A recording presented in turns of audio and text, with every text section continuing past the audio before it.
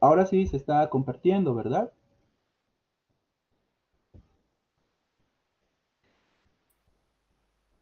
Sí, ahora sí. Ahora sí, muchas gracias, ¿no? Por la observación. Esto más que todo para los que están siguiendo. Y por supuesto, ¿no? Muchas veces las diapositivas ayudan, ¿no?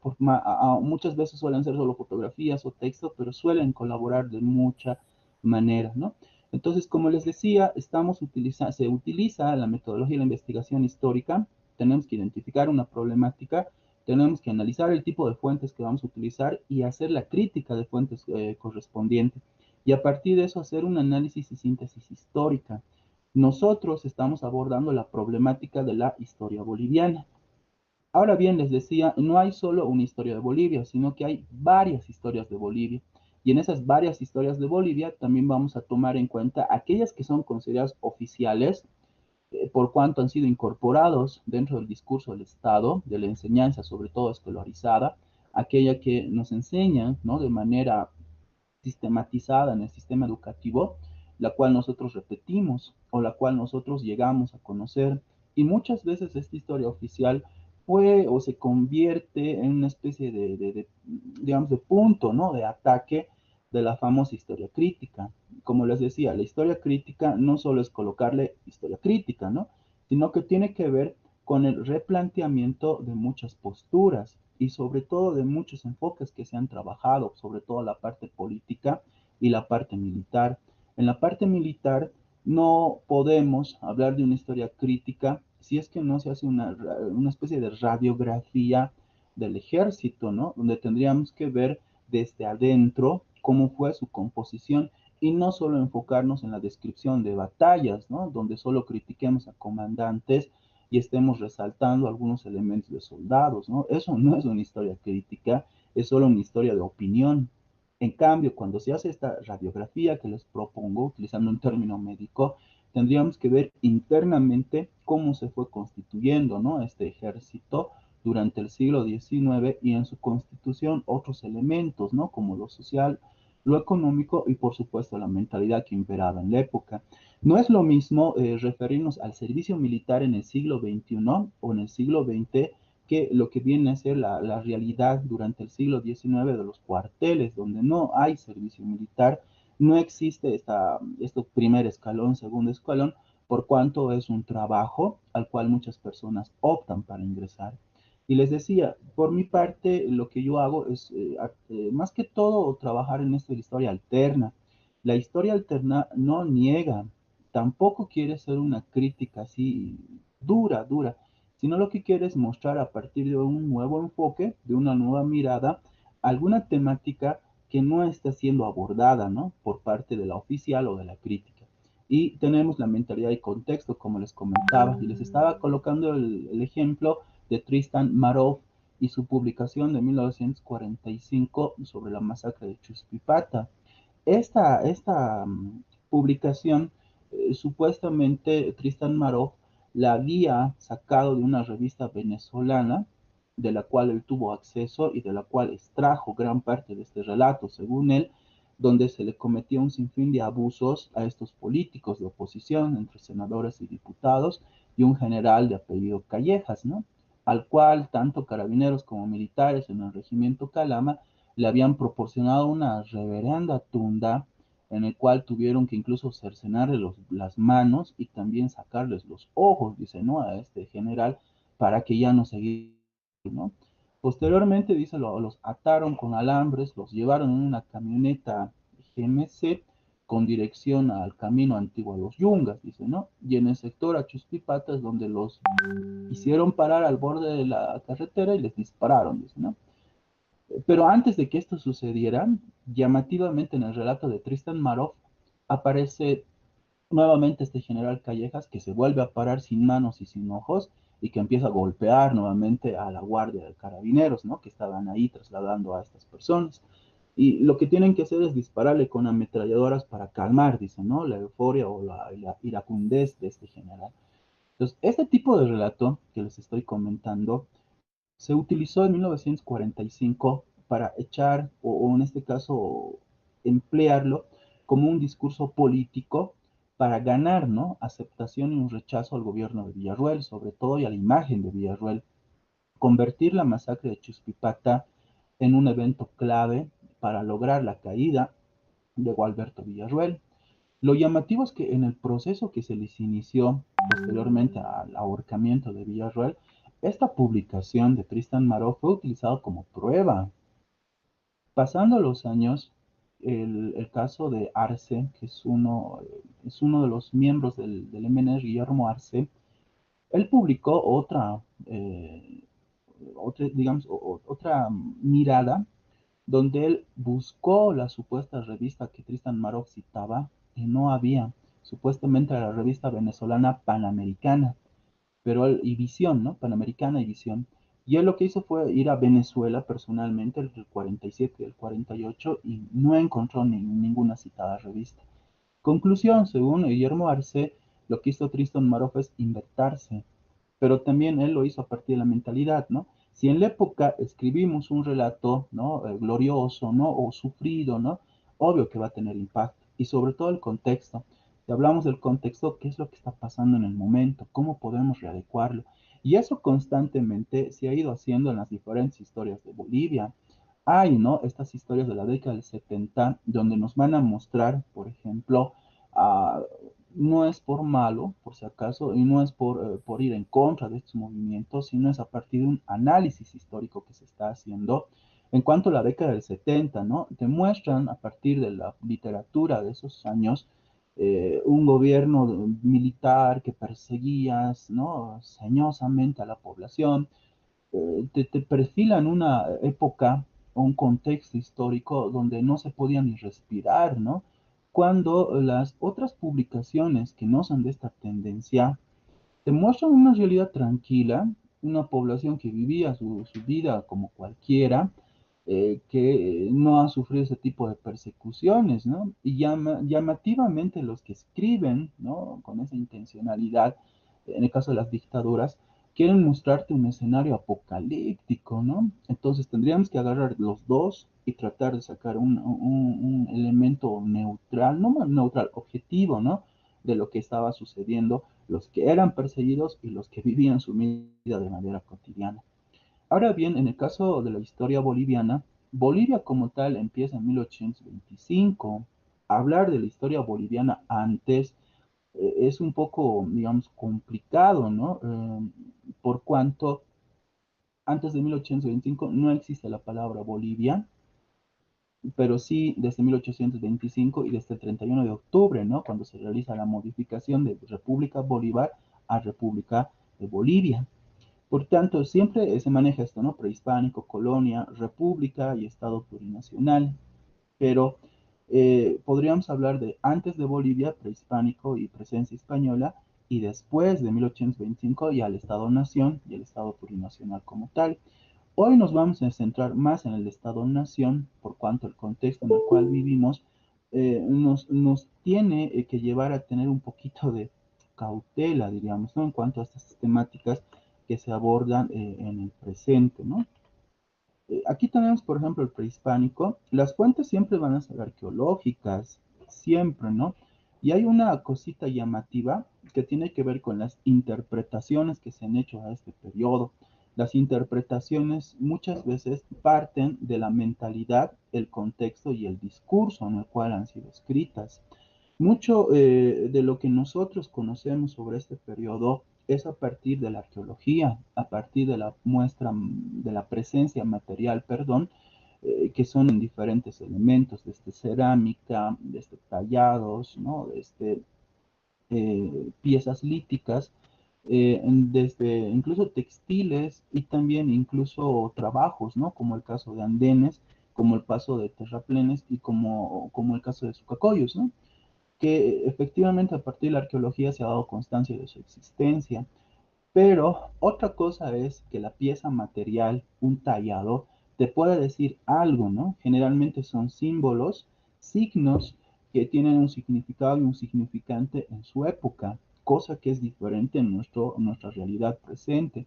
En nuestra realidad presente, esto puede variar notablemente. Si en esta estela lítica, en este monolito, como le llaman, vamos a encontrar por ejemplo, una forma de teléfono al presente, podríamos argumentar que en la época tenían teléfonos, ¿no?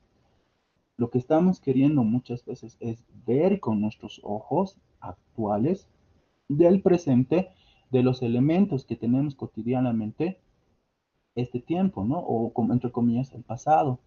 Decir, ¿no? Si es que en este periodo encuentran un objeto parecido a un tenedor, entonces argumentamos que sí tenían tenedores, ¿no? Si en este periodo encuentran un objeto parecido a un celular, entonces van a decir que usaban celulares, ¿no?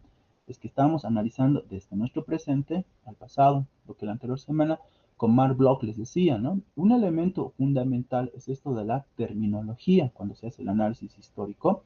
Y la terminología nos explica muchas cosas, nos da muchas pistas, muchos indicios para poder tener claro lo que es el contexto en el cual se está viviendo o el tiempo que estamos estudiando la problemática histórica. Entonces, las fuentes son arqueológicas.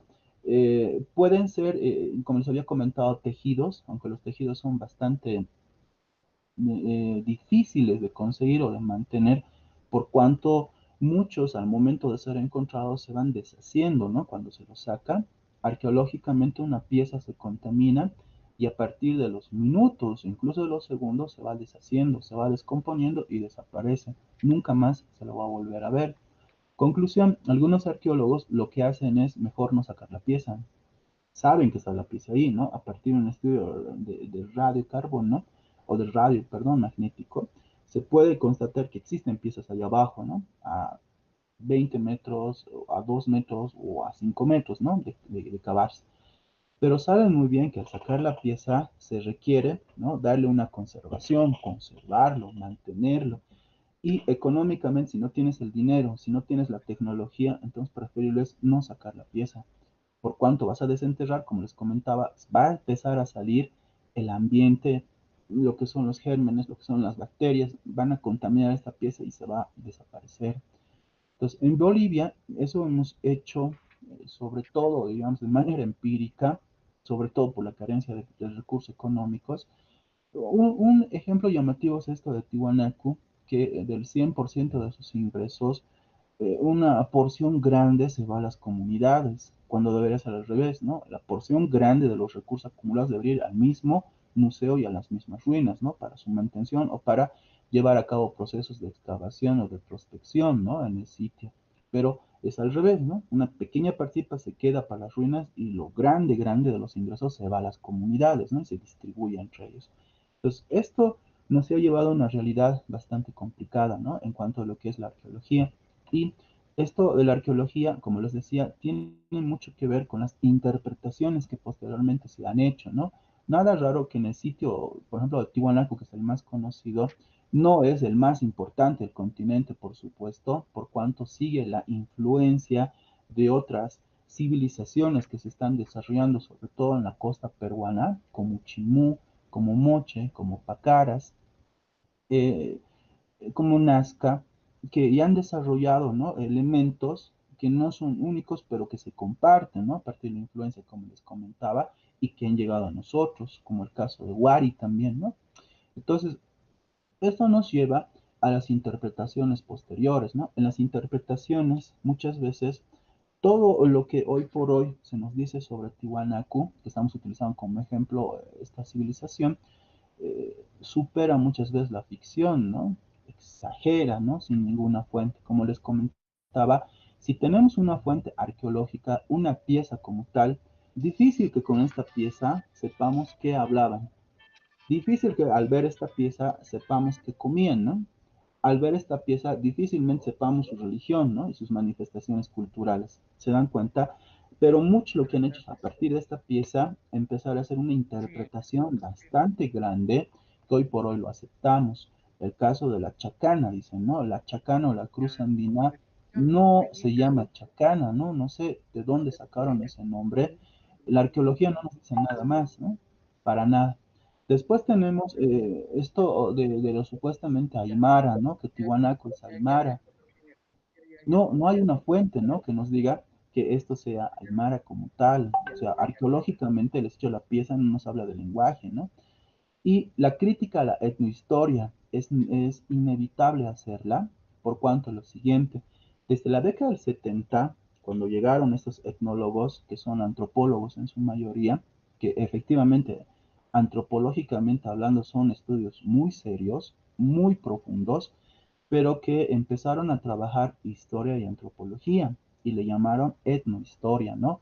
O historia de los indiecitos, ¿no? Como alguna vez uno de mis docentes mencionó, porque la historia abarca todo, ¿no? La humanidad, pero la etnohistoria solo se enfoca de los indiecitos, decían, ¿no?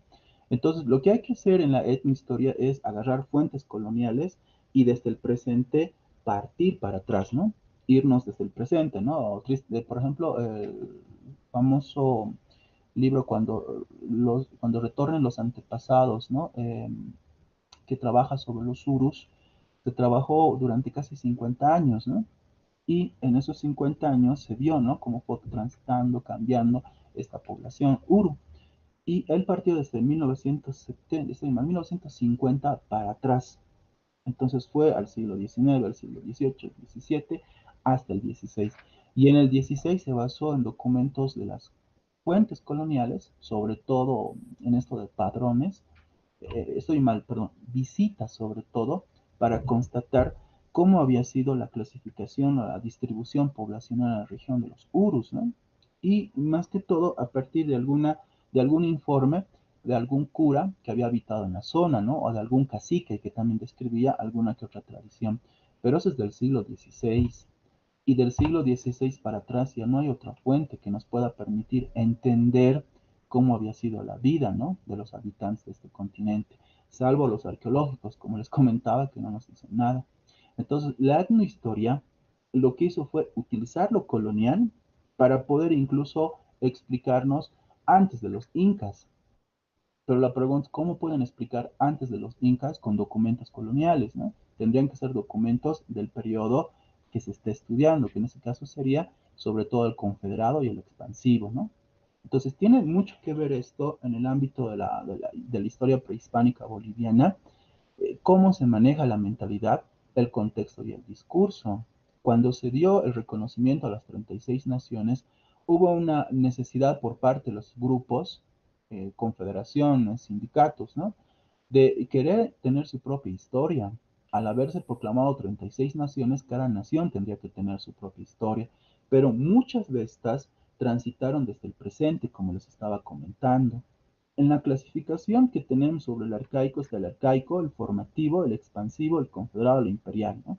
El arcaico nos habla de los asentamientos, el formativo nos habla de las aldeas que se fueron desarrollando, sobre todo en las cuencas del lago Titicaca, del desaguadero, que son las más estudiadas, pero no las únicas, ¿no? El expansivo ya nos habla de Tiwanaku en su segunda faceta, ya en el desarrollo urbano de su población. El confederado nos habla de los grupos. Aquí, por ejemplo, quiero hacer una puntualización. Cuando se analiza este aspecto y arqueológicamente, no hay una cerámica aymara, por si acaso. Siempre se ha mencionado que antes de los incas, antes del imperial, estaban los aymaras, ¿no? Pero eso es a partir de los trabajos de los etnólogos, de la etnohistoria de los 70 y los 80, o sea, recién desde el siglo XX. Pero más antes, en las fuentes, ¿no? Coloniales, no dicen Aymara, los llaman, según los españoles, a partir del grupo al cual pertenecían, ¿no? Pucaras, estoy mal, disculpen, sería pacajes, carangas, soras, azanaques, charcas, lipes, caracaras, chuis, cotas, collas, son grupos, ¿no? De los cuales se les ha hecho una clasificación a partir de los censos o visitas, pero no hay aymara, no hay un grupo aymara. Los curas de Puno empezaron a trabajar el término de aymara a partir de identificar la lengua de los de la provincia aymaraes, ¿no? Así le llamaban, y por tanto los que habitan la provincia aymaraes hablan aymara, ¿no? Y eran el grupo aymara como tal. Pero llegó un momento en el cual, si se han dado cuenta, se fue generalizando que todos eran aymaras cuando es falso. En arqueología tiene que ver una cerámica, un tejido y un estilo que nos habla referencia en grupo. Y no hay el estilo, la cerámica ni la técnica aymara, no existe, por cuanto fue creado sobre todo por los curas de Puno, como les había comentado, el término aymara. Entonces, la mentalidad juega un punto bien importante, porque cuando hablamos de la historia o las historias de Bolivia, llegan muchas veces a, desde el discurso actual o desde el contexto que estamos viviendo, querer legalizar cosas que en el pasado no pasaron, ¿no? Pero a partir del contexto que vivimos, lo legalizamos. Y eso es un ejercicio que constantemente hacen los políticos, sobre todo, y uno que otro sociólogo que se presta, digamos, ¿no? A este juego. La presencia española, lo que le llaman colonia, se puede abarcar desde diferentes temáticas, ¿no? Las alianzas, la economía, el orden establecido, los conflictos, ¿no? Y las fuentes es lo que nos interesa. Para abordar este periodo de la presencia española, tendríamos que ver documentos, efectivamente los del Consejo de India. Bueno, hay el Archivo de Indias, es el más importante, es el más consultado, por cuanto toda autoridad de la jerarquía aquí en las Indias Occidentales o en los territorios indianos de España llevaba informes o mandaba informes, perdón, a la metrópoli. Y la metrópoli recibía esos informes de virreyes, de presidentes de audiencia, de gobernadores, de corregidores, ¿no? Y un sinfín más de documentación que se iba generando cada cierto tiempo, cada día, cada semana, ¿no? La vida burocrática era inevitable y por cuanto los documentos iban llegando masivamente, ¿no? Al archivo Indias o Consejo Indias, como se llamaba en aquella época. Entonces tenemos también otros que son los artísticos, sobre todo esto de la pintura virreinal o la pintura barroca, ¿no? Como también se le denomina, la escultura, las iglesias, que también son fuente para poder estudiar este periodo, y materiales, ¿no? En materiales podríamos encontrar desde herramientas, podríamos encontrar objetos y un sinfín de elementos. Entonces, esas son las fuentes que se utilizan en este periodo y también tiene mucho que ver la mentalidad. La mentalidad es otro elemento un poco como complicado, ¿no? Y para eso voy a explicar la leyenda negra.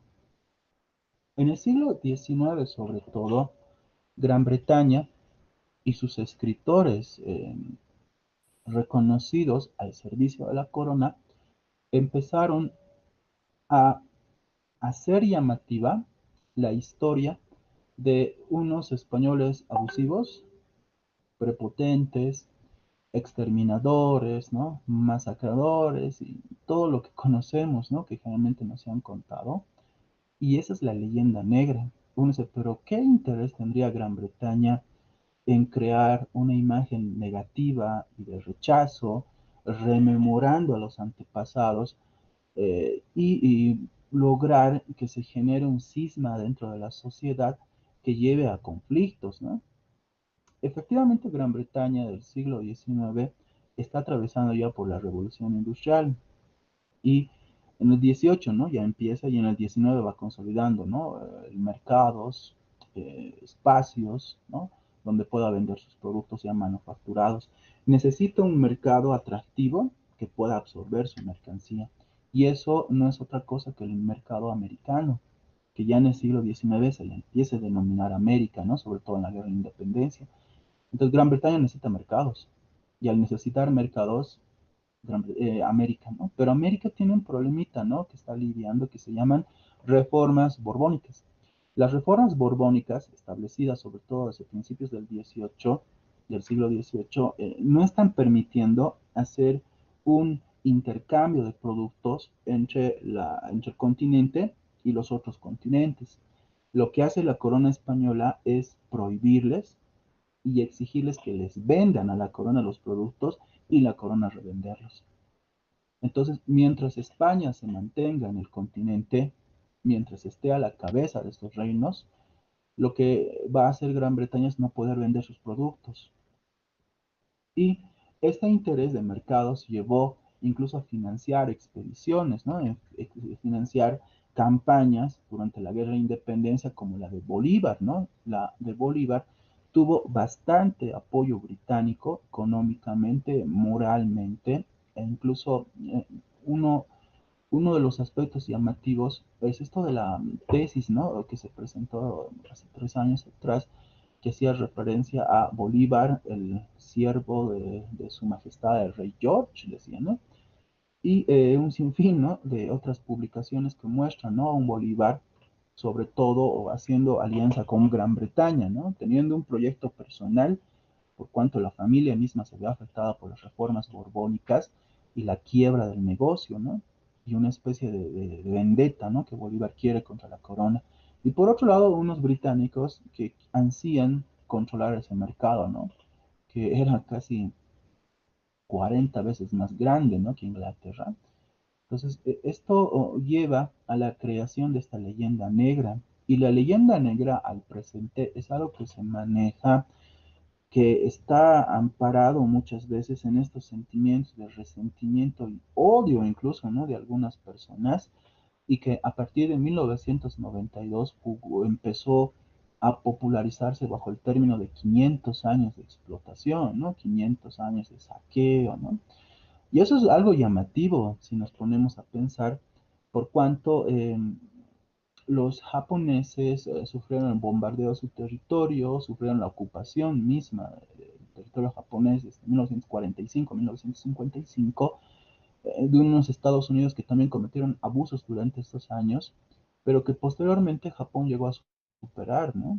Y no vemos a Japón diciendo, ¿no?, que no seas ocupado, que has exterminado a mi gente, que no seas botado bombas, ¿no? No, Japón no hace eso, ¿no? No carga con resentimientos y odios. Los mismos israelitas, en este caso el Estado de Israel, no carga este odio o este resentimiento por los genocidios, entre comillas genocidios, del holocausto judío, ¿no? En el caso de la Segunda Guerra Mundial. Entonces, los del Estado de Israel, no, hasta tienen negocios, debemos recordar, con Alemania, negocios muy importantes que nosotros todavía mantenemos nuestra mentalidad de la leyenda negra de siempre quejarnos, ¿no?, de victimizarnos, ¿no?, que los españoles vinieron, masacraron, mataron, ¿no? Y esa leyenda negra todavía se mantiene.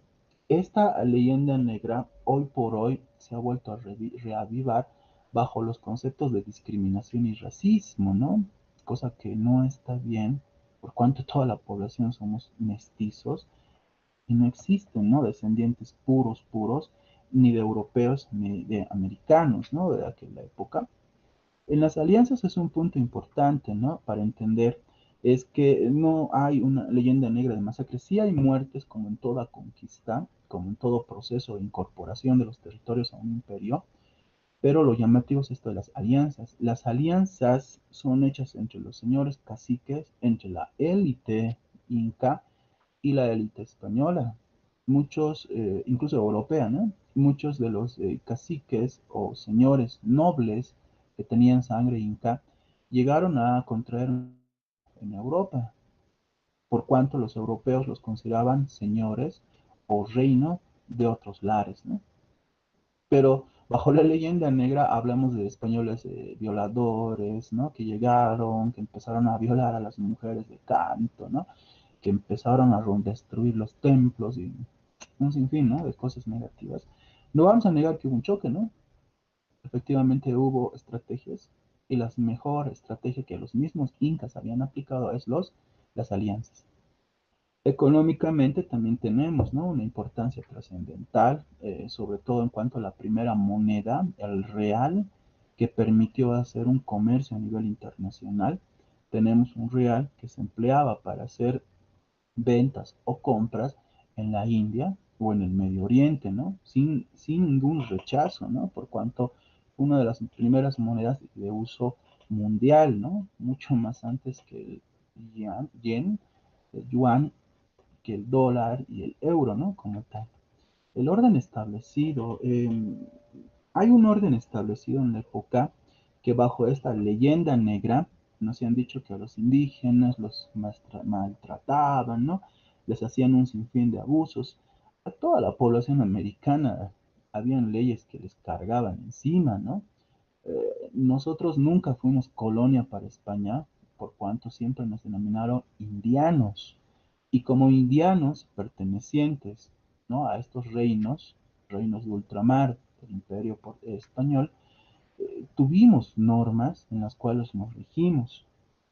La, los castigos eran proporcionales, por supuesto, al grupo al cual pertenecías, y no importaba si seas criollo si seas mestizo o indio o indígena de realeza o indio de realeza, igual se te castigaba de igual manera. Y una de las peores traiciones que podrías cometer es al rey, ¿no?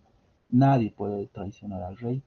Una de las maneras de las cuales se traicionaba al rey era sobre todo robándole, ¿no? Lo que vienen a ser sus monedas. ¿Cómo funciona eso? Cuando hacía la acuñación. 8 gramos vale un real. Y si tú acuñabas artesanalmente, ¿no? Un real de 7 gramos, efectivamente tú ganabas un gramo, ¿no? Pero si la corona se daba cuenta mediante toda su burocracia, se te ahorcaba directamente, ¿no? O se te hacía cometer suplicio como un castigo a cualquier habitante del continente, vuelvo a reiterar, no solo se ensañaron con los indígenas, ¿no? Entonces ahí tenemos esta leyenda negra que ha ido pesando con bastante fuerza. Lo que somos ahora como sociedad boliviana no es otra cosa que nuestra herencia, ¿no? Tanto ya de la presencia inca o del Tahuantinsuyo y sobre todo de la llegada europea, ¿no? Que efectivamente, como todo imperio, tiene sus cosas positivas y negativas, ¿no? Pero como les comentaba, bajo la leyenda negra generalmente se maximiza lo negativo, ¿no? Durante el Estado-Nación, aquí el concepto es bolivianidad, el más importante, y el cual se va construyendo para adelante, ¿no? Y al construirse para adelante, se supone que se quiere, ¿no? Afianzar esta bolivianidad. Las fuentes de igual manera son diversas. Tenemos ahora sí padrones, ¿no? En los cuales podemos constatar cómo era la organización de la población. Tenemos diarios de campaña. Anteriormente me había olvidado las disculpas. Aquí tenemos crónicas, ¿no? De los cronistas, ¿no? Durante la presencia española. Y aquí tenemos informes muchas veces de exploradores contratados por el Estado, como Daniel Campos y su expedición de 1883 entre Tarija y entre Asunción, ¿no? Que posteriormente fue publicado como libro de Tarija a la Asunción, ¿no? Expedición de Daniel de 1883. Es un informe interesante, nos muestra cómo estaba organizado, bueno, él va describiendo muchas cosas, y él mismo dice, en servicio a mi supremo gobierno, dice, ¿no? Entonces, la construcción de la bolivianidad se va dando desde diferentes enfoques, de la mentalidad, el contexto y el discurso en el siglo XIX y el siglo XX también va cambiando notablemente y con características distintivas. A ver, en el Estado-Nación lo que hay que considerar son dos cosas, los estudios historiográficos sobre Bolivia, que generalmente parten de temáticas, ¿no? Las políticas militares, económicas, de género, de pueblos indígenas, laborales, sindicatos, arte, ¿no? Y un sinfín de temáticas que hacen a los estudios historiográficos sobre Bolivia. Sobre la década del 70, efectivamente hay publicaciones relacionadas sobre todo a los gobiernos militares, ¿no? También tenemos en los 50, bajo la presencia del MNR, un sinfín de publicaciones de publicidad, generalmente de propaganda que hacía el MNR, en un sinfín en este caso, de periódicos o también de revistas, ¿no? Entonces, es depende de la temática, por supuesto. El balance bibliográfico o el balance de fuentes nos indica qué tipo de publicaciones existen, ¿no? Algún momento me dijeron, pero este estado del arte, ¿no? Sí, efectivamente es un estado de arte. También se le llama balance bibliográfico o balance de fuentes, ¿no? De conocer cuáles son las que tú has podido ver. Y durante el Estado Nacional o el Estado Boliviano vamos a encontrar un sinfín, ¿no? De este tipo de temáticas. A ver, si hablamos de la temática política, tenemos publicaciones sobre la política interna y externa, ¿no? Durante el siglo XIX y el siglo XX. Deben recordar que durante el siglo XIX se fueron afianzando esto del debate de las fronteras, de la construcción de fronteras. Y aquí entramos a un mito bien interesante, ¿no? Por cuanto nos hacen alusión a que Bolivia nació con el doble de territorios y que fueron cercenados por sus vecinos, ¿no? Hay un componente que hay que tomar en cuenta, esto desde la lectura de Alberto Crespo, de este historiador, en cuanto cómo podríamos argumentar la propiedad de un territorio si es que la otra contraparte no está reconociendo nuestra propiedad. Si la otra contraparte la reconociera, entonces no habría ningún problema, ya sería nuestro como tal. Efectivamente tenemos los documentos basados en el principio americano o en el utis possidetis de 1810 que establecían que aquello que tenías anteriormente seguirás teniendo ahora que eres república, ¿no? Y lo que viene a ser las extensiones de la Real Audiencia de La Plata o Charcas son, dice, ¿no?, el sustento territorial jurídico para argumentar que Bolivia nació con más de 2 millones y tantos de kilómetros cuadrados, cuando mucho de lo que son los mapas del siglo XVIII, XVII no son para nada exactos, ¿no? Es más, los del siglo XIX también no son tan exactos como se los debería considerar. Aquí no estamos yendo en contra de nuestra formación, o en este caso nuestra identidad boliviana. No, lo que estamos analizando es cómo ese componente de la pérdida de territorios, ¿no? De fracciones, de espacios, fue utilizado hábilmente para construir identidad boliviana, ¿no? Es decir, nos han quitado, ¿no? El Brasil 490.400 kilómetros cuadrados, Chile 120.000 kilómetros, el Perú 200.000 y así sucesivamente, ¿no? Entonces, son relaciones en las cuales tanto Bolivia como el otro estado, pongámosle Chile, Perú, Argentina, negociaron desde cero y como eran estados nuevos, estaban en todo el derecho a mantener la organización española o hacerle modificaciones. En estudios, por ejemplo, de mapas y de cartografía, se comprobó que varios de los límites que aparecían, no solo de nosotros, sino de todos los territorios durante la administración española, no eran 100% fehacientes. Podía estar la línea aquí, pero en la realidad la línea estaba más abajo y eso provocaba un sinfín de conflictos y pleitos. En la historia, como les digo, perdón, las disculpas, no sé si ahora sí. En la historia política generalmente se enfoca a lo que es la política externa, ¿no? Las relaciones externas y también la política interna. Esto a partir de los famosos presidentes, ¿no? Historia de los presidentes de 1825 hasta el 2020 incluso, son publicaciones donde se prioriza los actos administrativos, la biografía del presidente y alguna que otra anécdota, ¿no?, que se dio durante su gestión o su mandato. Y eso lo hemos ido repitiendo, ¿no?, de manera constante, por cuanto cuando preguntamos qué presidentes forman parte de los gobiernos del MNR de 1952 a 1964, mencionamos directamente Hernán Siles Suazo, que el 11 de abril de 1952 hasta el 15 de abril, ¿no?, del mismo año. Después Víctor Paz Estensoro, después Hernán Siles Suazo, después Víctor Paz Estensoro y otra vez Víctor Paz Estensoro, ¿no?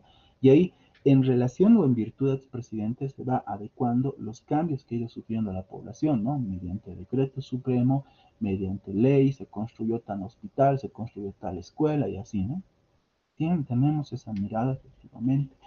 La militar no se queda atrás, ¿no? Las guerras internas y las externas, ¿no? Hay un politólogo, Abasto Flor, eh, no es historiador, pero trabaja, ¿no?, desde las ciencias políticas, el enfoque sobre todo el manejo del poder. Eso es lo que hace un politólogo, ¿no? La idea del poder en relación a la gestión pública, por ejemplo. Entonces, este politólogo, Abasto Flor, tiene una publicación que se llama que aborda lo que son las guerras, y según él hay muchas más guerras, tenemos muchas más victorias, que no deberíamos sentirnos avergonzados, ¿no? Pero indirectamente está haciendo una historia militar de relatos así gloriosos, ¿no? De un ejército hermoso, ¿no? Bien organizado, bien administrado, que desde una perspectiva crítica se puede deducir que es un ejército mal organizado, con malos elementos, con cuadros que no son formados en una institución o una academia o una escuela, que tenemos pugnas internas, ¿no?, que es un prusianismo de lo más bárbaro en cuanto a los castigos y los fusilamientos, ¿no? Siempre nos muestran a un Melgarejo como un abusivo, cuando en el siglo XIX, desde 1825, todos los militares tienen esta misma formación y por cuanto son iguales. Se fusila aquel que no salude, se fusila aquel que dé mal parte, se fusila aquel que se duerma en la guardia. Entonces, es una exageración que hoy por hoy podríamos considerar, ¿no? Diríamos, pero el no saludar se castiga, es un castigo leve, ¿no? Pero no, estamos hablando del siglo XIX, donde es diferente, ¿no? La mentalidad. Bastoflor trata de resaltar, ¿no? Trata de mostrar un ejército bonito, ¿no? Y nuevamente entramos en esta historia militar, ¿no? De guerras, de batallas y un sinfín de cosas. Las guerras internas o guerras civiles, efectivamente se han abordado dos, ¿no? La de 1899, la guerra entre sucrenses y paceños, o guerra federal, y la guerra civil de 1949, ¿no? Que es más reciente. Y en las guerras externas, efectivamente, ¿no? Pacífico, Revolución Separatista del Norte y lo que es la guerra de Chaco, ¿no? Esas tres son las que más se abordan. Y algunos también hablan incluso del Che, ¿no? Como una guerra externa, por cuanto se estaba peleando con un enemigo internacional, dice, ¿no? Que es el de la tercera y la cuarta internacional, y en este caso, su vínculo con lo que va a ser el comunismo, ¿no? En las económicas se abordan, por ejemplo, las temáticas de ciclos. Los ciclos económicos, en el caso potosino, si bien habían terminado, ¿no? A principios de la independencia boliviana, hasta ahí tenemos el ciclo de la minería. Posteriormente tenemos otro ciclo que se inicia en los 50 en territorio potosino y próximo a la costa, ¿no? De Atacama, donde vamos a tener ingreso de capital, la inversión en una escalada pequeña a comparación de la costa, ¿no? Y sobre todo la presencia británica en lo que va a ser Perú, lo que es Ecuador, en sí, países de la costa, ¿no? Y esto es interesante, ¿no? Si nos ponemos a pensar, por ello no tenemos mucha presencia británica en nuestro territorio, ¿no? Tenemos periodos económicos, los periodos económicos a muchas veces se los vincula a lo que son los ciclos económicos, ¿no? Pero los periodos tienen que ver sobre todo con tiempos un poco más cortos y los mercados, ¿no? Los mercados de la quina, los mercados de la goma, los mercados del gas, los mercados de los hidrocarburos, y un sinfín, ¿no? O de la minería. Después tenemos los estudios sobre género, la mujer en el siglo XIX, XX y XXI. Estos son un poco más recientes, desde la década del 70, sobre todo ha ido abordando estas temáticas. Ahí vamos a tener sí o sí la participación de mujeres en episodios en los cuales ha sido importante, ¿no? Para esta bolivianidad. Y ahí vamos a encontrar, por ejemplo, los movimientos de juntas de 1809 y 1810. Vamos a encontrar la guerra de la independencia o la emancipación americana. Ahí vamos a tener a mujeres resaltando su participación. Hay una publicación que me viene a la mente que es de Lydia Gayler, ¿no? La mujer y la revolución se llama su libro, que fue publicado por editorial Los Amigos del Libro, donde la expresidenta Lydia Gayler relata, ¿no? Cómo fue sus primeros años como trabajadora bancaria y cómo poco a poco, a partir de los abusos que había cometido, ¿no? Por el gerente, empieza a alinearse al MNR, ¿no? Y cómo se vuelve leal al partido, cómo organiza las guardias de honor y cómo participa durante abril del 52, ¿no? Según su relato. Entonces hay que resaltar, ¿no? El rol de la mujer, ¿no?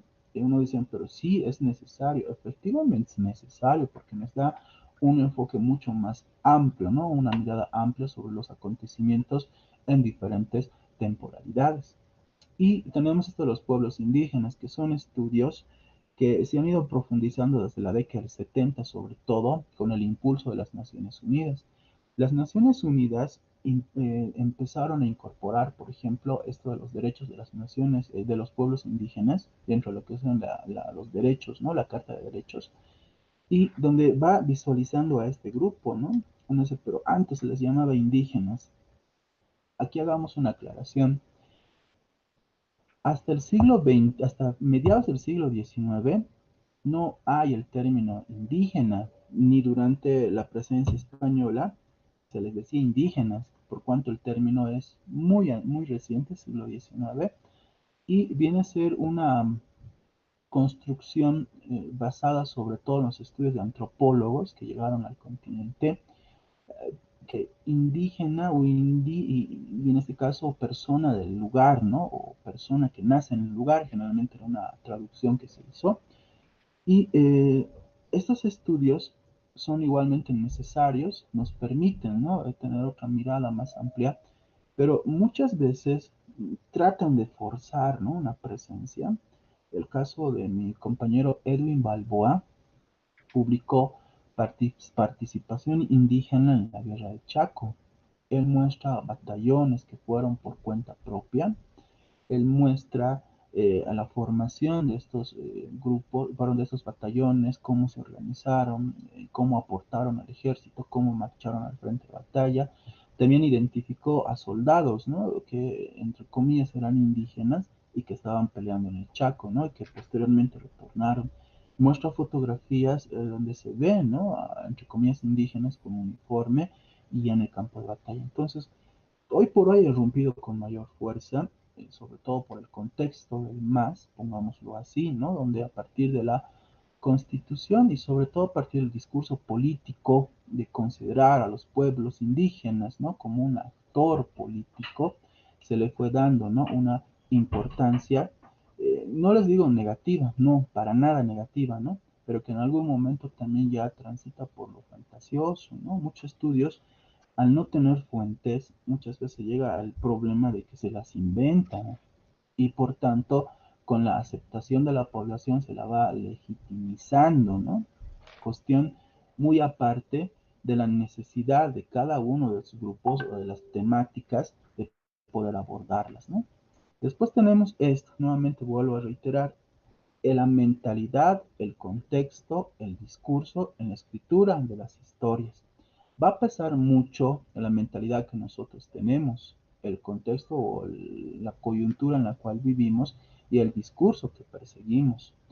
Uno diría, pero ¿está siendo usted crítico con los pueblos indígenas? Sí, como historiador tengo que ser crítico, pero si persiguiera una mentalidad, digamos, indigenista, y en este contexto de retorno del MAS y bajo un discurso político, yo tranquilamente podría sacar cara, ¿no? Por más que no tenga fuentes, por más que no tenga estudios históricos, pero mi discurso político, el contexto que vivo y mi mentalidad va a llevar a que escriba, ¿no? Hubo una historia bastante, ¿no?, grande, ¿no?, inmensa sobre los pueblos indígenas, muchas veces sin ningún sustento histórico, pero sí con un peso del discurso político muy fuerte, ¿no? Lo mismo pasa con otros grupos, como el caso de los movimientos progres o progresistas, como se llaman ahora, donde están estos, entre comillas, feminazis, ¿no? Igual las feminazis van a escribir su historia, ojo, lo dice la RAE, ¿ya? Por si acaso no es que yo me estoy apropiando de una palabra, sino que es la RAE, la que determina que feminismo radical es feminazi. Entonces, las feminazis igual, ¿no? A partir de su discurso político, ¿no?, y a partir del momento en el cual están viviendo, y influenciadas por la mentalidad o ya sea, ¿no?, por la ideología que persiguen, escriben sus historias, ¿no? Ahí van a resaltar algunos casos de abusos, van a resaltar algunos elementos de desigualdad económica, social entre la población, entre hombres y mujeres, van a tratar, se dan cuenta, ¿no?, de escribir su propia historia. En el siglo XIX, la influencia más llamativa es el liberalismo, es la que tuvo mayor repercusión en los estudios históricos. Y en el caso del siglo XX tenemos a principios del siglo el ateísmo. Tuvo mucha presencia la influencia, sobre todo las obras de Nietzsche.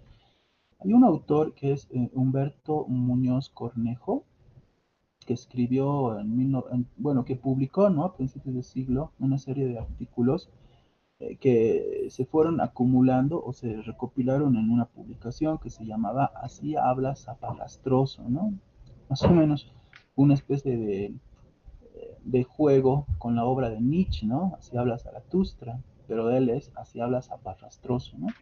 Y en Así habla Zaparrastroso, Humberto Muñoz Cornejo, que después es alcalde de la ciudad de La Paz y que termina como católico, durante sus años de juventud era un ateo, ¿no? Este movimiento liberal ateo es el que abraza y empieza a publicar, ¿no?, una crítica a la Iglesia Católica, una crítica al orden establecido y por supuesto la necesidad de liberarnos, ¿no?, como seres humanos. El anarquismo llega de igual manera, influye mucho a los primeros sindicatos, bueno, federaciones. Muchas son anarquistas en un primer momento y tienen una manera diferente de ver, ¿no?, su discurso político, pero empiezan a llegar las del socialismo. Estas del socialismo siempre trabajan bajo una perspectiva del antagonismo, ¿no? Tiene que haber un rico, un pobre, ¿no? Un burgués, un proletariado, ¿no? Y lo que hacen es, y eso se van a dar cuenta seguramente a partir de hacer una relectura sobre las obras, es que la mayoría se enfocan en obreros, la mayoría se enfocan en sindicatos o en masacres, ¿no?, cometidas contra trabajadores, supuestamente, ¿no? Y esa es la base, ¿no?, de su discurso político para argumentar, ¿no?, que desde los sindicatos ha existido, ¿no?, una serie de explotaciones. A partir de este discurso, el socialismo siempre muestra al bueno, al trabajador, y al malo, al patrón. Pero no debería ser así, ¿no? Si nos ponemos a pensar, Simón Iturri Patiño o Simón y Patiño, según la publicación de Enfoques, ¿no?, del siglo XX, reconocen que fue el primero que nacionalizó la minería, por cuanto antes del ingreso de Patiño, gran parte del consorcio del norte de Potosí, la Yayagua, ¿no?, la Uncía, eran minas que estaban siendo manejadas por capital chileno, fíjense, en el siglo XX. Y lo que hizo Patiño fue, o Iturri Patiño fue entrar, pero no, no con su identidad, sino con otra, ¿no? Y empezó a comprarles, ¿no? Poco a poco capital, perdón, soy mal, en este caso partes de la empresa y al finalmente las acciones completas. Y él se convirtió en el dueño, ¿no?, de estas empresas. Uno dice, pero es que hizo tanto daño, pero también hay que ver los pros y contras, ¿no? Una persona que apoyó durante la guerra, dio aviones, dio alimentación, ¿no? Pero bajo esta escritura de la historia desde el socialismo, sí o sí tenemos que mostrarlo como el malo, ¿no? Y mostrar a los obreros, la masacre de Uncía, la masacre de Catavi, la masacre en María Barzola, por ejemplo, ¿no?, los campos de María Barzola. Después estaría la guerra civil, ¿no? La, la rosca, ¿no? Y un sinfín, ¿no?, cositas que el socialismo fue escribiendo hasta el presente, ¿no? Sigue en esta dicotomía. Otra corriente que también influenció mucho a los escritores fue esto del nacionalismo. El nacionalismo también tiene una importancia bastante contundente a partir de la década del 30, sobre todo, aunque influenciado desde Alemania y desde Italia, tanto por el fascismo italiano y el fascismo alemán, que tuvo mucha fuerza aquí en nuestro continente, ¿no? Hay autores como Carlos Montenegro, que es considerado como el ideólogo, ¿no?, del nacionalismo y del mismo MNR, nos muestran, ¿no?, una lectura del nacionalismo y coloniaje que complementa las publicaciones de otro teórico del nacionalismo, que sería Walter Guevara Arce, ¿no? Walter Guevara Arce entiende lo siguiente, ¿no?, que eh, este relato de las historias bolivianas siempre tiene que tener el trasfondo de la constitución de la bolivianidad, ¿no? Y no tanto resaltar a grupos, sino lo boliviano como tal. Aquí tenemos algunos mitos, ¿no? El mito de Mariano Melgarejo y el de la Huipala. A ver, vayamos al de Melgarejo, ¿no? Aunque de Melgarejo lo voy a relacionar con esto del Pacífico. Para ello voy a compartir la siguiente diapositiva.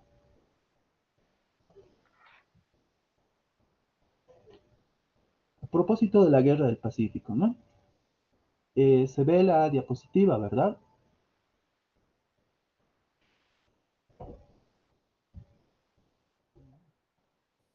Gracias. Entonces, el territorio de la costa de Atacama, bueno, ese es Chinchorro, por ejemplo, no es una de las civilizaciones de la costa, región, sobre todo de Arica, que es una de las civilizaciones más importantes por la momificación que se hacía de las personas en ese sector de Azapa, ¿no? Sobre todo.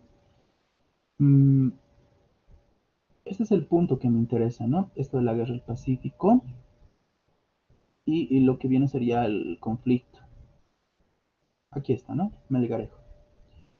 Entonces, cuando mencionamos la guerra del Pacífico, inmediatamente nos viene el problema de los territorios y aquí el mito, ¿no?, que se fue construyendo en base a la imagen de Mariano Melgarejo. Se repite una y otra vez, ¿no?, en los análisis históricos o en las recopilaciones históricas, esto de Melgarejo, ¿no? Tomás O'Connor de Larlech publicó el libro Dichos y Hechos de Mariano Melgarejo, de un ilustre ciudadano Mariano Melgarejo, con la necesidad de mostrar, ¿no?, lo anecdótico de este personaje que debería ser recordado. Pero lo contrario, ¿no?, sucedió con su publicación, que fue utilizado como una especie de fuente para argumentar, ¿no?, que Melgarejo era de lo peor, ¿no?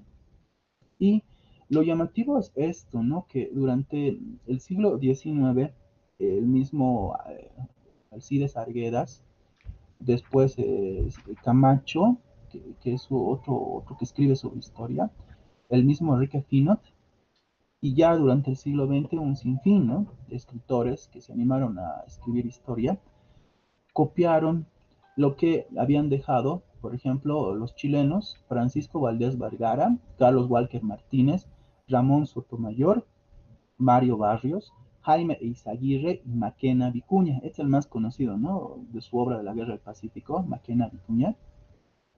Estos autores crearon la imagen de un presidente analfabeto, de un presidente abusivo, de un presidente ignorante, borracho, ¿no? Resaltaron excesivamente estos atributos. No estoy diciendo que no lo era, ¿no? Pero era el reflejo de los militares del siglo XIX, ¿no? Cualquier militar del siglo XIX de este periodo era igual que Melgarejo, incluso peor, prepotente, altanero. Pero lo llamativo es que estos autores que les estoy citando, que son entre diplomáticos y entre políticos, entre abogados, autores chilenos que influenciaron mucho en esta historiografía boliviana, al punto en el cual mucho de lo que ellos escribieron, los bolivianos lo aceptamos como cierto, lo copiamos y lo siguiente lo volvieron a repetir, ¿no? Esto de leer al revés es sobre todo mostrado por Francisco Valdés Vergara y perdón, soy mal, por Francisco Valdés y Ramón Sotomayor, ¿no?, los cuales fueron representantes diplomáticos cuando se hicieron las gestiones con el gobierno boliviano para la firma del Tratado de 1866. Entonces ellos relatan, ¿no?, y muestran, ¿no?, que el presidente es un bárbaro. Nosotros queríamos negociar con Bolivia, queríamos darle todos los beneficios, pero Melgarejo nos impuso su tratado, nosotros de temor tuvimos que aceptar, ¿no? Melgarejo nos dijo que el 50% íbamos a compartir entre el 23 y el 25, y nosotros, temerosos de su iracundez, aceptamos el tratado, ¿no? Suena como que están queriendo camuflar algo, ¿se dan cuenta? Como que están queriendo tapar algo. Y por tanto, Melgarejo sería este chivo expiatorio, ¿no?, de estos autores, donde se justifica a un bárbaro, a un ignorante o un torpe que firma un tratado con el cual regaló territorios, ¿no? Y no es tanto la culpa de estos negociantes chilenos, sino del Melgarejo, ¿no?, que les impuso un tratado cuando en las negociaciones no participó él, ¿no? Participó el secretario general Muñoz y un delegado, ¿no? Pero en ningún momento Melgarejo trazó líneas, trazó, en este caso, fracciones, para nada, ¿no? Melgarejo perseguía que esto que se llama americanismo, y el americanismo de la época estaba sobre todo vinculado a la eliminación de límites o de fronteras entre los estados, por cuanto se perseguía ese ideal americano, ¿no? Tanto el de Bolívar como ya de otros autores, ¿no?, de un solo estado fuerte en Sudamérica. Y como americanista no veía con malos ojos a Chile. Es más, él en Tacmara, por ejemplo, de Isaac Tamayo, que es una de las publicaciones bastante interesantes, supuestamente Melgarejo, la alma de Melgarejo, argumenta que él paró el avance chileno y brasileño en los territorios. Y si bien no es tan descabellada la propuesta de Melgarejo, por cuanto lo que hace rato les decía, ¿no? Un territorio que no está reconocido al 100% por ambas partes, nunca va a ser de uno ni del otro, porque siempre va a estar reclamándose por ambas partes, ¿no? Y en el caso boliviano, los territorios en disputa, si bien tenemos documentos, la otra contraparte también tiene documentos. Entonces, no vamos a llegar a una aceptación plena si es que el otro está argumentando que también le pertenece. Por tanto, ¿cómo se podría regalar territorios que la otra parte no está reconociendo, ¿no? ¿Se dan cuenta? Entonces se fue creando ese mito, Y como les comento, es interesante revisar estos autores. Maquena Vicuña también crea el mito de Daza, ¿no? Que está aquí. Vicuna Maquena, Maquena Vicuña, perdón, lo que hace es hablarnos del carnaval, ¿no? Nos dice que por el carnaval Daza no oculta la carta, que decide continuar con la celebración, cosa que es falsa, ¿no? Lo que se ha ido viendo. Varios autores han analizado y dicen, sí, si hubiera habido, si es que hubiera llegado la carta, obvio que la gente hubiera preferido celebrar porque el carnaval está arraigado, igualmente porque son 2 años que se han anulado, no hay celebración de carnaval en Bolivia por esto de los maremotos, por esto de la peste y las enfermedades que ha pasado el 77 y el 78, y por tanto la gente del 79 está esperando ansioso, ¿no? Estos carnavales. Y como les digo, nada raro que hubiera llegado la nota y en la nota se le hubiera comunicado al presidente, el presidente hubiera solicitado que la gente lo haga, pero hubieran seguido celebrando, ¿no? Como hemos hecho con la pandemia, si se han puesto a pensar, en la pandemia, pese a que había una emergencia sanitaria, pese a que se les informó a la población que se podían contagiar y morirse, la gente igual seguía tomando, porque para ellos fue más importante sus actividades sociales, ¿no? De manera secreta, ¿no? Seguían saliendo, seguían sacando a sus perros a pasear, seguían haciendo ejercicio, ¿no? En la misma lógica se maneja con los carnavales, ¿no? Estaba muy arraigado. Entonces, él desarrolla este mito. Otro tiene que ver con esto del chasqui, ¿no? Que el ejército lo legalizó a un nivel en el cual se pudo incluso hacer una recreación, ¿no? Del chasqui Gregorio Colque o alias Goyo, aunque todavía se debate su existencia, ¿no? El arquitecto Michel, en uno de sus documentales sobre el Pacífico, él está 100% seguro como arquitecto de que el chasqui nunca existió, dice, ¿no? Por cuanto había correos, ¿no? Pero, a ver, en Tacna todavía se utiliza el envío de, no siempre de notas, no de cartas, sino también recados entre diferentes poblaciones, ¿no? En el lado peruano. Y la nota enviada por el cónsul hace referencia también a que tenía un pongo, ¿no? Que le estaba haciendo servicio. Entonces no podría ser tan descabellada la existencia de un chasqui o de como decían, indio en el siglo XIX, de que haya trasladado la nota, ¿no? Por supuesto, no en el tiempo como dice el mito de 5 días, que llegó, ¿no? Que corrió desde Tacna hasta La Paz y entregó al presidente la nota, pero pudo haber existido, ¿no? Entre comillas, chasqui. Y por otra parte también un sinfín, ¿no? De mitos que se tiene. Entonces, todo lo que se nos ha contado sobre Melgarejo es generalmente lo que hemos ido repitiendo de estos autores, ¿no? Que les he citado aquí.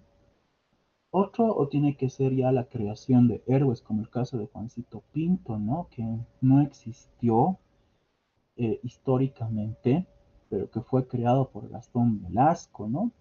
Eh, en la obra de Edgar Oblitas Fernández, de la década del 70, Relatos históricos de la Guerra del Pacífico, se hizo una recopilación de relatos, como su nombre lo dice, relacionados con la Guerra del Pacífico. Lo que a nosotros nos llama la atención es que en Bolivia no tenemos tantos héroes, tantos acontecimientos o batallas o ese tipo de cosas sobre el Pacífico a comparación del Perú y Chile, ¿no? En ambos son museos sobre esta temática muy amplios. En Bolivia tenemos el más importante, el del municipio, ¿no? El Museo del Litoral Boliviano, y un museo que la Armada, ¿no? Inauguró supuestamente el Museo Marítimo, también le llaman ellos, ¿no? Aunque no tienen elementos históricos fuertes, ¿no? Entonces, en esta publicación salió por primera vez el relato de Juancito Pinto, ¿no? Ahí por primera vez se habla de un niño, 14 años, que cambia su tambor por un fusil, ¿no? Y que se incorpora al regimiento primero de línea, que marcha a la Alto de Alianza y que fallece ahí, ¿no? De manera gloriosa. Gastón Velasco es uno de los autores más reconocidos en cuanto a la temática marítima, los estudios marítimos y sobre todo la parte cívica, ¿no? Sobre el departamento litoral. Él impulsó, por ejemplo, la constitución de este museo de aquí de la calle Jaén, ¿no? Del municipio, como les comentó. También lo que es Acción Marítima, que era una publicación, y es uno de los autores también que nos habla de Ezequiel Apodaca, por ejemplo, ¿no? Un artículo de 1999 del periódico La Razón, del suplemento Magazine, ¿no? Pero Gastón utilizó elementos históricos ciertos, ¿no? Como el caso de que los niños sí pertenecían a las bandas de guerra de las unidades, que sí las bandas de guerra marchaban al frente de batalla, y mientras los regimientos, los batallones de línea se enfrentaban y se mataban, los batallones interpretaban música, ¿no? Para alentar y levantar la moral. Y cuando ya se tenía carencia de elementos, la banda de música más entraba, ¿no? En combate. Y en esta banda de música estaban muchos bastardos, les digo ese término por cuanto eran hijos de los oficiales con esposas de los soldados que vivían en el mismo regimiento, ¿no? O en su caso de camaradas, ¿no? Que la mujer había dado a luz a alguna guagua y que el soldado, o el soldado que había fallecido, ¿no? En combate, y la mujer, por el compadrazgo que tenía con el soldado, se quedaba en el cuartel y se volvía vivandera, ¿no? O rabona. Y los hijos que crecían, a lo mucho que aspiraban era a seguir el oficio, ¿no? De soldado. Primeramente se dedicaban a la limpieza en el regimiento, después posteriormente ya a otro tipo de actividades, y finalmente lo que es la banda de guerra. No hay cabo ranchero, ¿no? Algunas me dijeron en los cuarteles hay cabo ranchero en el 19. No, el servicio de rancho recién se aplica en el siglo XX. En el 19 es pago, ¿no? Se te cancela un monto de 60 centavos. El otro mito tendría que ser este de Daza, ¿no? Es el traidor. En este caso mostramos a un hombre que ocultó la carta primeramente en la retirada de Camarones, ¿no? Él dijo, ¿no? Que no quería que sus hijos se deshidraten en el desierto y prefería que dieran media vuelta, ¿no? Y retornaran nuevamente a La Paz, pero en este caso a Arica, ¿no? Y de Arica a Tacna. Y lo que se fue trabajando en los últimos años fue esto de las conspiraciones, ¿no? Arce, Campero y Camacho, ¿no? Son los Aniceto Arce, Narciso Camperio y Eleodoro Camacho, ¿no? El fundador del Partido Liberal.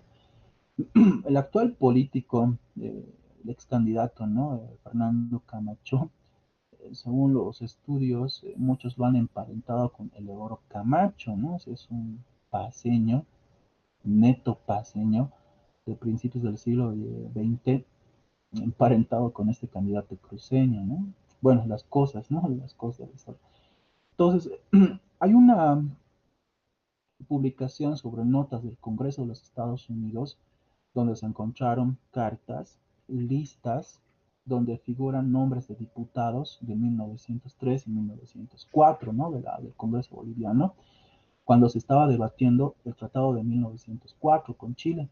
Y en estas notas se puede ver las listas y los nombres de los diputados que habían recibido montos o dineros para apoyar la aprobación de este tratado. Y en su mayoría eran diputados paseños, ¿no? Lo más chistoso. Entonces, a partir de esto se fue haciendo un estudio en retrospectiva para poder corroborar o entender esto de los trajines que tenían Aniceto Arce, Narciso Campero y Leodoro Camacho, ¿no? Y en cuanto a lo que viene a ser esta conspiración, el asesinato prematuro de Daza cuando retorna, ¿no? A Bolivia, en el pueblo de Uyuni, la desaparición de sus documentos, y la necesidad de mantener, ¿no? Esto del carnaval, desde la versión chilena por Maquena Vicuña, llevaron a que varios investigadores mostraran, ¿no? Por ejemplo, Galencia es uno de ellos, ¿no? Y Porre también es el otro, la otra faceta de Daza, ¿no? Y este, ¿no? Lo había colocado el diario del coronel Ezequiel Apodaca, que en una anterior charla les había explicado que esto ya estaba en la década del 70, pero en la coyuntura de la demanda marítima se lo imprimió, se lo distribuyó gratuitamente y se dejó de lado el elemento, diríamos, ¿no? De necesidad histórica de comprender mejor los eventos y se lo usó como un trajín político, ¿no? Lo más negativo. La fotografía ha sido cuestionada, mi compañero José Pradel, que trabajó en la edición de esta publicación, me dijo, ¿no? Que la fotografía sí correspondía a este batallón, pero no correspondía, posiblemente no correspondiera a lo que es la región de Canchas Blancas, sino ya a la región interna de Potosí, ¿no? Dentro de lo que es la formación de la quinta división, de la cual partió, ¿no? Entonces, él me decía, ¿no? La misma fotografía no es de Canchas Blancas, ¿no? Pero se la manejó hasta ahora, ¿no? Argumentando que después de la batalla se tomaron la foto, ¿no? Cosa que es bastante falsa, ¿no? Bueno, entonces, como pueden percatarse, el análisis de la historia boliviana podría transitar desde diferentes temáticas, ¿no? Y esto de la construcción de la bolivianidad es uno de los elementos más fuertes, ¿no? Que se han ido trabajando. Yo sé, ¿no? Uno diría, pero como historiador debería reforzar, ¿no? Nuestra historia boliviana, ¿no? No, como historiador tendríamos que procurar el explicar con mayor profundidad las diferentes temáticas que se han ido abordando, por cuanto muchos lo que han hecho que a título de la bolivianidad lo han ido tapando, como hace rato hemos visto, ¿no? Han ido camuflando, han ido creando mitos, cosa que no es malo, cosa que es reconocido. Un sinfín de autores lo han hecho en diferentes partes del mundo. Chile lo hizo, Argentina lo hizo, Perú lo hizo, ¿no? Todos los países han hecho, ¿no? La construcción de su historia nacional. Pero lo que nos interesa es desde el oficio del historiador, como les estoy planteando, ¿no? Y desde el oficio del historiador muchas veces hay que ser crítico, ¿no? Muy crítico, la verdad, ¿no? Como les decía la anterior semana, muchas veces en la metodología histórica, el sentimentalismo, la parte afectiva, la religión, la ideología, influyen, ¿no? Al momento de escribir historia. Y en este caso, nos impiden, ¿no? Explicar a profundidad lo que es una temporalidad. Bueno, tengo una última diapositiva, pero creo, ¿no? Que hasta ahí lo vamos a dejar. Les voy a dejar con la curiosidad. Y yo quisiera, para la última sesión, que sería el siguiente martes, empezar con eso, ¿no? Sobre esto del mito de la Huipala y mostrarles algunos elementos, por cuanto una cosa es que exista ahora y otra cosa es pues que le argumenten que desde siempre existió, ¿no? Y eso es malo. Eso puede generar adoctrinamientos, eso puede generar posturas negativas, encontradas, peleas, ¿no? Y todo lo que hemos visto ahora. Está reconocido en la Constitución, pero no es tan antiguo como nos dicen, ¿no? Y algunos me dijeron, no, es que en el Tahuantinsuyo existió fuente, por favor, a ver en qué fuente estás basando, ¿no? Es que los abuelos me han contado, ¿cuáles abuelos? Dime, por favor, ¿no?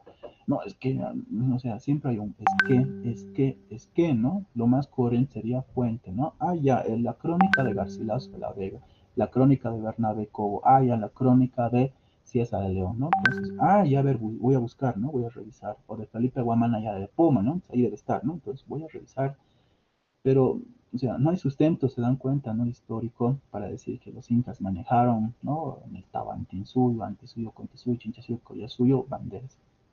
Pero eso también sería dentro de la historia, ¿no? Del análisis histórico.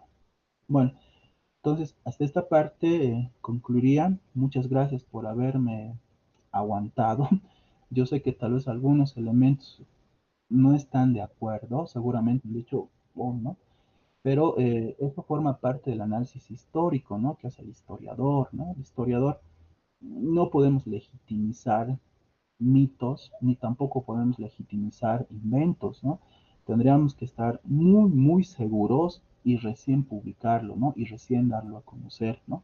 Para también, en este caso, demostrar que el historiador es serio, ¿no? No es un historiador, en este caso, propagandístico, ¿no? Sino es serio, ¿no? En el caso de su trabajo. Bueno, recordarles que tienen que anotarse su nombre en los comentarios, por favor, los que acaban de ingresar, para los certificados, para su asistencia. Por ejemplo, Eduardo Cayoja, Nelly López, Juan Carlos Martínez, Carlos Cayoja, y bueno, hay algunos otros nombres más. Por favor, ¿no? Les pediría que en los comentarios vayan escribiendo su nombre y su apellido para los certificados, ¿no? Que después posteriormente se les va a proporcionar a los que han participado en esta charla. Muchas gracias y estoy abierto a las preguntas comentarios o amenazas, ¿no? A ver, vamos, por favor, ¿no?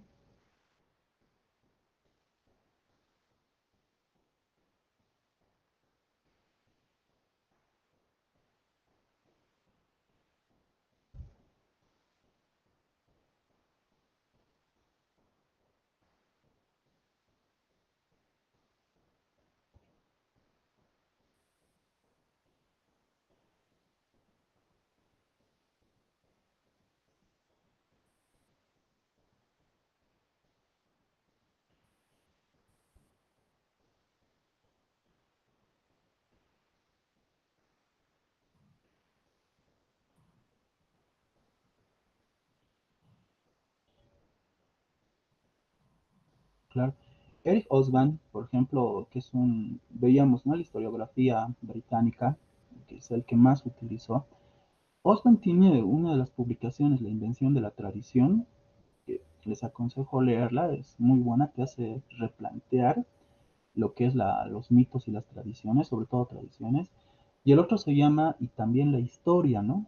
Que es una recopilación de publicaciones y de charlas que dio él, ¿no? Como historiador en universidades en Europa, donde, por ejemplo, en la invención de la tradición hay tradiciones verdaderas, hay tradiciones que de manera espontánea se han ido creando, ¿no? Como el caso de un bautizo, como el caso, por ejemplo, en el caso de la Anapol, ¿no? Cuando reciben su primer galeón y que es la mamá, ¿no? La cual le coloca el primer galeón, ¿no? Les hacen formar y la mamá va y les coloca, ¿no? Es una tradición genuina, nacida, ¿no? Pero así también hay otras tradiciones reinventadas, ¿no? En algún momento con alguna finalidad política, ideológica o religiosa, ¿no?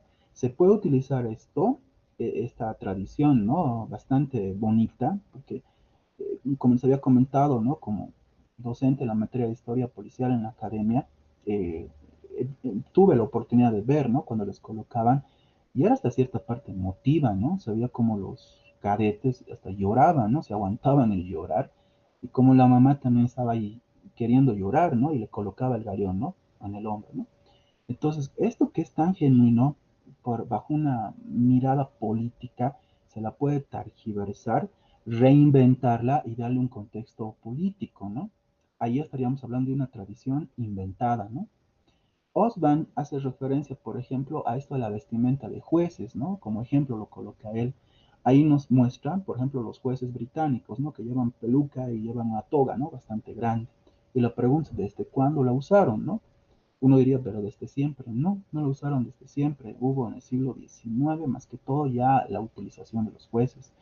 En Bolivia, los juzgados, las notarías, no, las celebraciones de matrimonio, se dan cuenta, van cambiando. En conclusión, cada tradición se va mejorando, se va modificando constantemente. Y ahí vayamos a la segunda obra de Osban. Osban dice, ¿no? Los grupos sí o sí necesitan la historia para legitimar su proyecto. Sí o sí lo van a hacer. Algún grupo que aparezca, digamos, ultranacionalista, ¿no? Que está proclamando la independencia de la nación Chuy, digamos, ¿sí? En Cochabamba, va a utilizar la historia para legitimar. Si tú no tienes importancia en tu presente, entonces la historia te ayuda, ¿no? A legitimizar muchas cosas. Y vayamos a lo siguiente, lo que me preguntaban, es peligroso, muy peligroso. Osman dice, ¿no? El historiador debería tener la capacidad de denunciar ese tipo de exageraciones, ¿no? Porque llevan a enfrentamientos entre la misma población. Nosotros, por ejemplo, ¿no? En este momento, a ver, les pongo como ejemplo, vemos a un grupo que está venerando supuestamente a un dios a Cthulhu, pongamos así, ¿ya? A Cthulhu está venerando, ¿no? Y nosotros vemos y decimos, no, es nuestra diversidad cultural, ¿no? Hay que dejarles, es su religión, ¿ya? Este grupo empieza a utilizar la historia, empieza a argumentar posturas radicales y finalmente va creciendo. Va a llegar un momento en el cual va a amenazar la convivencia de la población. Entonces ahí el historiador tiene que parar, ¿no? Decirle, a ver, un momento, lo que tú estás diciendo no es tan antiguo, es reciente efectivamente, ¿no? Tienes todo el derecho, ¿no? Pero hacerlo tan antiguo para legitimar tu proyecto, no. Ya hemos visto un sinfín de ejemplos, ¿no? Hitler mismo hizo eso, se deben recordar, ¿no ves? En Kazajistán, Uzbekistán, ¿no? En las ex repúblicas de la Unión Soviética hicieron lo mismo. En Ucrania, cuando la Unión Soviética ocupó este territorio, igual, ¿no? Hizo desaparecer a toda su historia. Entonces, es peligroso, la verdad, muy peligroso, ¿no? Y tenemos que tratar de buscar siempre nuestro equilibrio, ¿no? Y denunciar como historiadores, por ejemplo, el historiador tiene que denunciar, pero muchas veces le da miedo, la verdad, ¿no? Le da miedo, ¿no? Porque implica muchas cosas.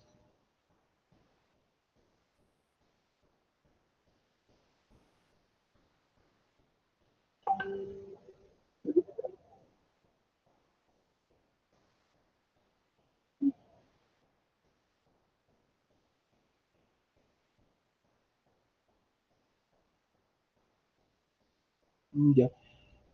A ver, hay un concepto que siempre me gusta analizar, que es esto de la palabra república, ¿no? La palabra república es el antagónico al sistema de gobierno monárquico. Entonces, monárquico, lo contrario es república, ¿no ves? Y en la república el concepto tradicional nos habla de poder público.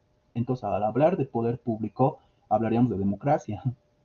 Ahora, cuando hablamos del Estado plurinacional, ¿no? Y ahí me dicen, la república dejó de existir, ¿no? Ahora somos Estado plurinacional. Falso, estamos mal. Nuestro sistema de gobierno es republicano, ¿no ves? Seguimos con la división del poder, seguimos con el poder público, ¿no ves? En cambio, no hemos vuelto a una monarquía donde hay un rey. El Estado plurinacional solo es el nombre oficial que nosotros tenemos. Incluso es mediante un decreto supremo, ¿no ves? Hay un decreto supremo que cambia nuestro nombre a Estado plurinacional. No la Constitución, sino el decreto supremo. La Constitución misma en el artículo 11 nos dice que somos como sistema de gobierno el republicano, ¿no? Entonces, estaríamos viviendo en un contexto de análisis de terminología donde muchas veces es el discurso político de algunos grupos que lleva, ¿no?, a este tipo de enfrentamientos, ¿no? El Estado plurinacional efectivamente reconoce a las naciones, ¿no? Pero nuestro sistema de gobierno es republicano, ¿se dan cuenta? Y actualmente, ¿qué estaríamos viviendo, no? Estaríamos viviendo efectivamente un contexto o una coyuntura interesante por cuanto estamos hablando de muchas demandas. En el caso de la policía, por ejemplo, tiene demasiadas demandas, las cuales tendrían que analizarse y estudiante, dejando de lado lo que son los trajines ideológicos de algún partido, ¿no? Yo alguna vez lo había dicho en algún análisis que me pidieron, que la policía debería recibir todos los beneficios, ¿no? Buenos salarios, buena infraestructura. Uno dice, pero ¿por qué? Así no van a poder ser manipulados por los políticos. Si los políticos no le dan esto, entonces la policía va a estar exigiendo, ¿no? Y a partir de, digamos, de que se les va a dar supuestamente, van a tener que esperar. En cambio, si tienen buen salario, buena infraestructura, buen equipamiento, van a poder decirle a los políticos, disculpe, nosotros tenemos una función constitucional, ¿no? Nos debemos esta función.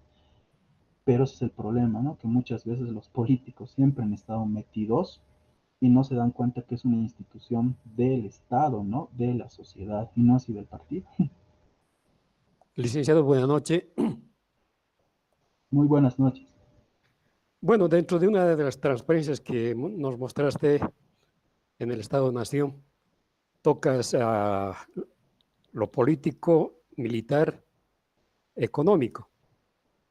Ujú. Y nosotros en la institución policial, para poder hacer un plan, una apreciación de situación, también tocamos el político, el militar, el económico y también aumentamos con el social. No sé si este aspecto de lo social es tan importante para también que tomes en cuenta como historiador.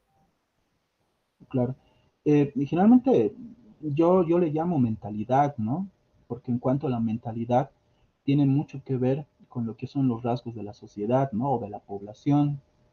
Aquí jugamos con los conceptos sociológicos, ¿no? El sociólogo siempre nos va a hablar de la sociedad, ¿no? Como tal. En cambio, el historiador ya de lo que es la población, o en su caso de la civilización, ¿no? Entonces ahí vamos a tener el concepto de mentalidad. La mentalidad hace que identifiquemos a un grupo poblacional, A ver, a partir de la mentalidad se supone que podemos analizar cómo la gente piensa o percibe su existencia, ¿no? En algún momento la mujer no tenía derechos, ¿no? No se le permitía votar, no se le permitía ejercer un trabajo, es más, salir a la calle, ¿no? Ahí estaría hablando de, de un tipo de mentalidad y a partir de este tipo de mentalidad una construcción de una sociedad, ¿o no? Porque así como pensamos como colectivo, así también es la sociedad, ¿no? En pocas palabras. Pero respondiendo a su pregunta, sí, efectivamente, ¿no? No siempre va a ser mentalidad. Algunos autores le llaman social, ¿no? Análisis social, económico, político, cultural, incluso más incorpora, ¿no? Al análisis social. Pero desde la historia es más coherente trabajar con la mentalidad. Si se han dado cuenta, ¿no? Eso es mucho más fácil identificar a grupos cómo piensan y cómo están pensando, ¿no? Y hacer una delimitación mucho más importante, ¿no? Muy amable. Gracias.